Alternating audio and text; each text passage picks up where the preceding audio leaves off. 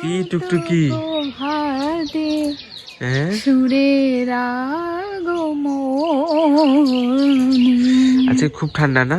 খুব ঠান্ডা বলতে ভাই অবস্থাটা একবার দেখো শুধু। হ্যাঁ কেমন মনে হচ্ছে জানো তো, পুরো যেন কুয়াশা। নতুন কুয়াশা পড়ছে, নতুন কাশফুল ফুটবে।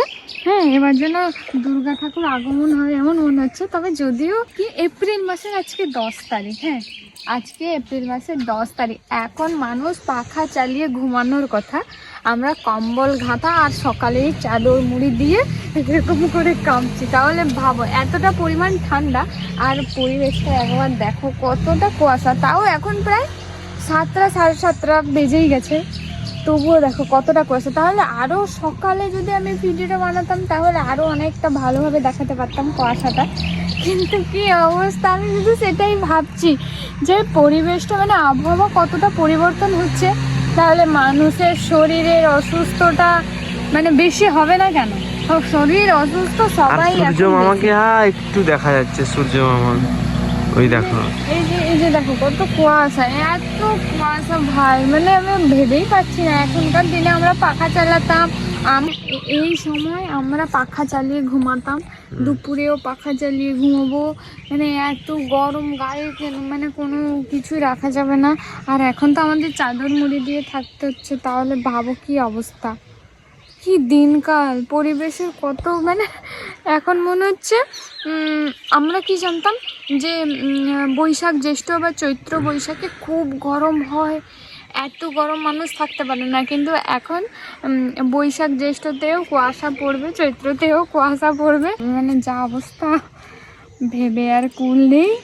শুধু সবাই সুস্থ থেকো, হ্যাঁ নিজেদের শরীরের খেয়াল রেখো, আরও একটু ঠান্ডা ঠান্ডা কম লাগাও আর কি, যা পরিস্থিতির আবহাওয়া। এই যে দেখো আমাদের বাড়ির পাশে কত বড় একটা নিম গাছ, আর এই আম গাছটা আম দেখো, এই টুংরি পুলি আম, এই আম গাছটা এই টুংরি আমগুলোই থাকবে, একদমই বড়ই হবে না।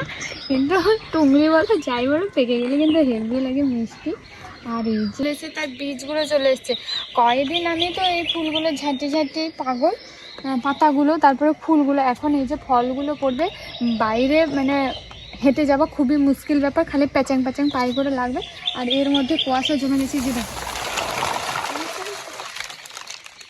ওয়াও ব্যাপারে একটু ওইদিকে যেতে পারলে আরও ওয়াও ব্যাপার হতো, যখন গায়ে পড়তো আর এই যে ঠান্ডাটা গায়ে পড়লে একদম পেছনটা ভাসতো।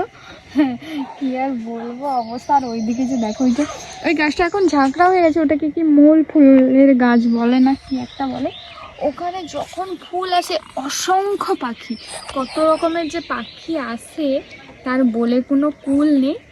হ্যাঁ প্রচুর পরিমাণে তো চলো সবাই আজকের ব্লগটা এইটুকু, সবাই লাইক কমেন্ট শেয়ার করে দিও, বেশি বেশি করে ফলো করো। চলো টাটা, সবাই ভালো থেকো, বাই।